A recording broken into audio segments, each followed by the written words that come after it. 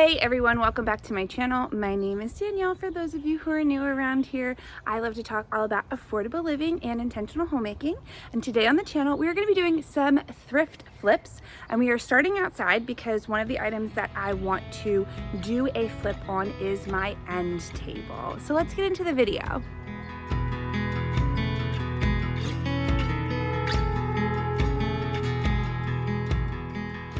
Okay, so starting off with this end table, it is a maple. It's very beautiful. I got it for $19.99 at the thrift shop probably about 2 months ago now, and I really love it. I've been using it like as is next to my bedside table for quite a while now, or next to my bedside as my table for quite a while now, and I really love it. I think it is the perfect size. I think it gives me all of the space that I want for things that I need to keep on my bedside, but also for decorating and whatnot. I really love it. So I just really didn't love the color, so that is why we are going to be working on this thrift flip today. So let's get started working on stripping things down. Now I'm going to be doing the easy off method. I've seen this on a couple of other people's channels, and I really love how it strips down the wood to this really nice natural bare state. So that's exactly what I'm going to be trying to do today as I strip the wood down, and yeah, let's see how this turns out together. All right, let's get into it. So I am starting off here by obviously removing the drawer, and I'm going to take my Easy Off spray and I'm going to spray it all over this piece of furniture. Now, I'm going to be talking a lot about what I did, and I'm also going to be talking a lot about my reflections of how that kind of worked out for me, if you will. So I took the time to spray the entire piece of furniture. Originally, I'm not really sure that this was the best idea.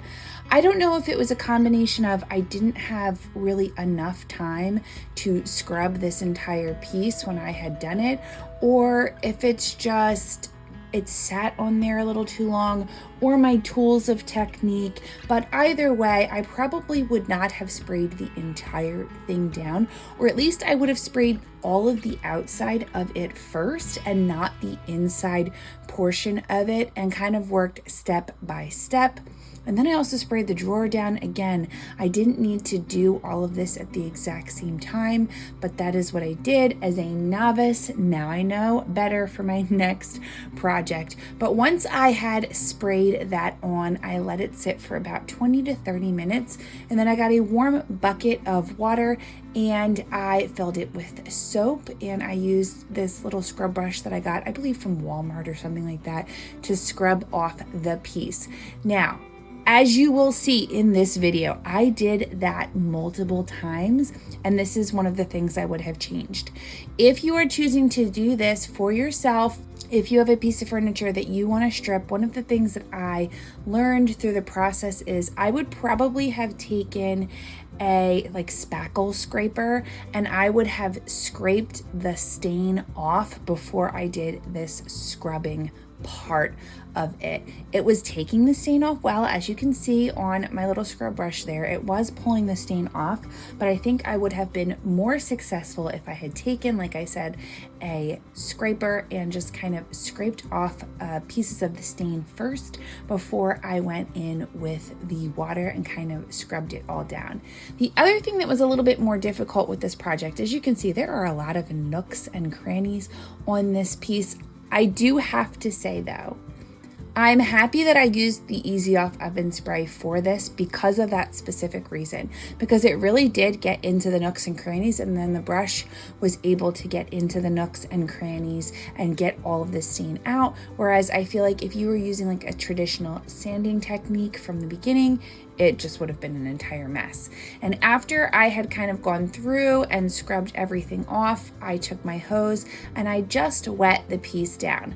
Now, this is why I feel like I would have changed my approach in how I did everything. And it's honestly because of the amount of times that I had to re-wet the piece down to be able to work on it. So after I wet it down, I dried it off. This is sort of the finishing look after it sat in the sun for a little while and dried off. As you can see, not all of the stain actually came off, and that was actually really hard to tell again when I hadn't actually scraped it off. So this is day number 2 of me again putting the Easy Off spray on here and then using the soap and water to scrub all of the stain off. Again, if I had a scraper, if I just knew then what I know now, if I had a scraper, I feel like that would have helped me immensely to get all of this area, especially back here in the back portion, like shelving portion of it all.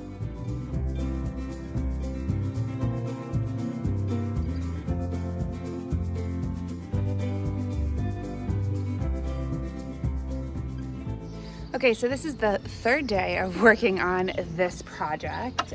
It's taken quite a while for the Easy Off to get everything off, but I think we're gonna be almost there when we do this again. As you can see, there is a decent amount that has already come off. So I'm very, very happy with how it's come out. I'm really excited for just how this whole piece is gonna look in general and how beautiful it is gonna be in our bedroom space. So like I said, here I was, day 3, just scrubbing away. Now, to say that it didn't work would not be true because it absolutely worked. Like I said, all of the stain eventually did end up coming off. It brought everything to the color that I was really looking for, that very natural raw wood that is very beautiful and light and airy. It took all that kind of orange stain off. So I was happy for the Easy Off method for that purpose.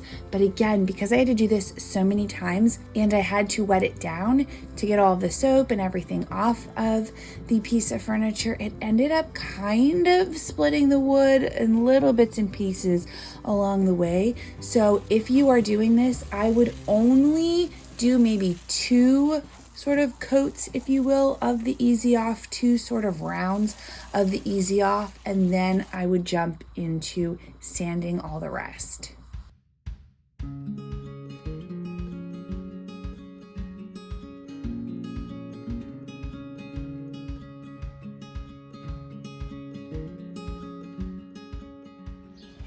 Okay, so this project has just taken way too long.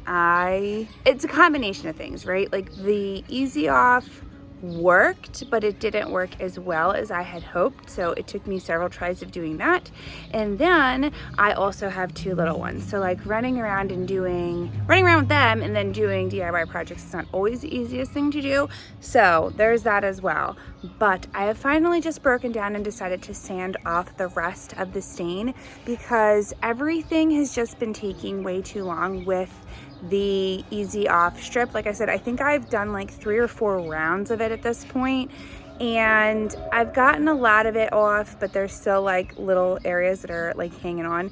So I'm gonna be sanding the rest of it off today. I just want this project to be completed, and I think I can get it done pretty quickly with the sander, and then I can actually get it up in my bedroom because I have missed my nightstand so much. It's been like a month since I started this project, which is just insane for such a little piece of furniture. So I'm using just a regular old square sander, this guy here, and I am using a 220 grit sandpaper because, like I said, most of the color is off. I'm really just doing this to kind of get like the little bit of remnants and make sure it's like nice and smooth. So I think 220 will be perfect, and I'm excited to get this done. So let's wrap this project up.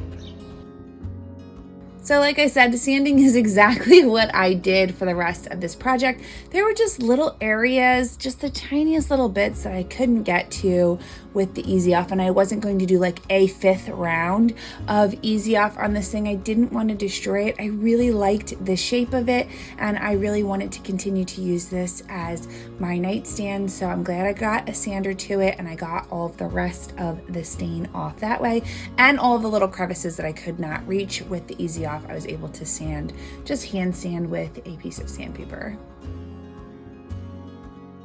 The last thing that I did to finalize this project was I wanted to do a little bit of rub and buff on the hardware. It didn't really match. The faceplate was kind of more goldish, brassy, and then the handle almost had like a black sort of tarnish look to it. So I got my antique gold rub and buff. You only need the tiniest bit of this, and I just kind of put it over the faceplate as well as the handle itself, and it just made everything feel more cohesive. It all looks like it goes together now, and I'm very happy with the new coloring of especially the handle. That's really where the magic happened with the rub and buff, and I'm very happy with how it came out on the drawer itself.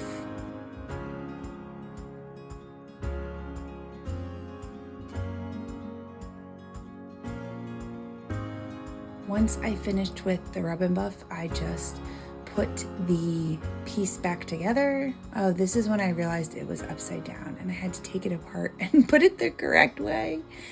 I did not realize that. But then there was this little nail that I just nailed in. And again, I love how this very antique gold looks on the very raw wood.